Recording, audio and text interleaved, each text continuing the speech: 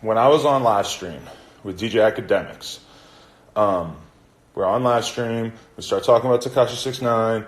All of a sudden, he FaceTimes Tekashi 6ix9ine, and we're gonna tell him, like, this was the plan, was to tell Tekashi 6ix9ine, yo, you're on stream, just because you never know when you hit up one of your friends. Who knows what they got going on? Maybe they got a girlfriend and they're going to talk about some other girl. Maybe they're going to talk about who shot so-and-so. That's not smart. Don't talk about that on the phone. But, you never know what somebody's going to talk about. So it's only right that you warn them when you hit them up and you're live. Hey, I'm live. You got to tell them you're live, because otherwise, if they say something out of pocket, you're going to look like a dickhead because you didn't properly warn them that you were on live. So as soon as we call Tekashi 6ix9ine, Akademiks, he's saying right away, yo, we on live. Before Akademiks can even tell him that we're on live, what's Tekashi say? He goes, yo, you got to hear this new reference track I got. So, and you can look this up. Sorry, I was reading my text. People got to stop texting me. So I was watching. So there's even a clip. Like, if you go on YouTube and you search DJ Akademiks, adam22, Tekashi 6ix9ine, whatever, there's a 5-minute clip that somebody pulled of Tekashi saying that. Now, I'm going to be totally honest. When I heard that, I was very confused, because I had never even heard the rumor that Tekashi 6ix9ine had ghostwriters. I'd never really heard that before. So when he said he had a reference track, I was thinking in my head, well, there's two options here. Number one, he got a reference track from somebody else, which means that somebody else wrote a song for him, gives it to him, the beat, the lyrics, everything, and then he basically re-records it. That's how a reference track works. But I was also thinking, Tekashi 6ix9ine is very popular right now. Maybe he was doing a reference track for somebody else. That happens a lot too. Maybe, I don't know who he could potentially be ghostwriting for. But, it could happen. So I thought that was very interesting. But I didn't, make a judgment about it exactly. But, people did rip that clip and put it online and stuff. So then earlier, I was listening to, there's a 3.5-hour live stream. DJ Akademiks and this guy DomIsLive News, who's like a very DJ Akademiks-esque YouTuber. He makes videos that are basically about drama and all the bullshit, like the same way Akademiks does, kind of. And they had a bunch of issues. So there's a 3.5-hour long live stream of them together. By the way, everybody send your requests if you want to jump into this chat, because I'm going to let some people come in here after, as soon as I'm done this little rant. But, so I'm looking at it. I'm watching it. And like they keep talking about me. Because basically, DomIsLive's argument was that Akademiks is full of shit. And I'm not hating on Akademiks. Akademiks is my guy. I love Akademiks.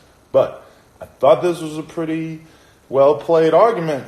DomIsLive says, yo, Akademiks, you're full of shit because you made the video. This is what he said. DomIsLive said, you made a video about Bad Baby and Tekashi 6ix9ine beefing. And you mentioned that Bad Baby has ghostwriters, which we all know that.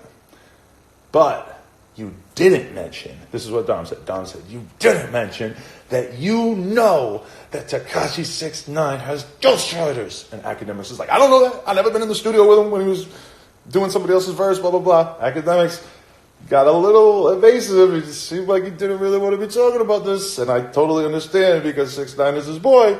But DomIsLive is saying, yo, you know that he uses ghostwriters. And the evidence that Dom brought to the table was that clip from the live stream where Tekashi said that he had a reference track. Not that bad of evidence. It's not completely conclusive. I didn't make a complete judgment when I heard it on the stream, but not a bad argument. And then also he pointed out, Trippie Redd said, I guess, on Akademiks' live stream, he said 6ix9ine has a ghostwriter, which I did not know about that until today, until I just heard DomIsLive talk about it. So I'm like, that's not a bad point. Like, he kind of cornered Akademiks into like he basically just keeps repeating those points to the point where Akademiks basically has to acknowledge that he knows the 6ix9ine. Like, he does acknowledge it. He says, like, yes, I know he uses writers. And you got to admit that DomIsLive has a point right there, because Akademiks goes pretty hard on people that get exposed as having ghostwriters. Let's think about Drake. He used that shit like crazy. He made a whole bunch of videos about, Drake having ghostwriters and everything. Hold on, got to do this.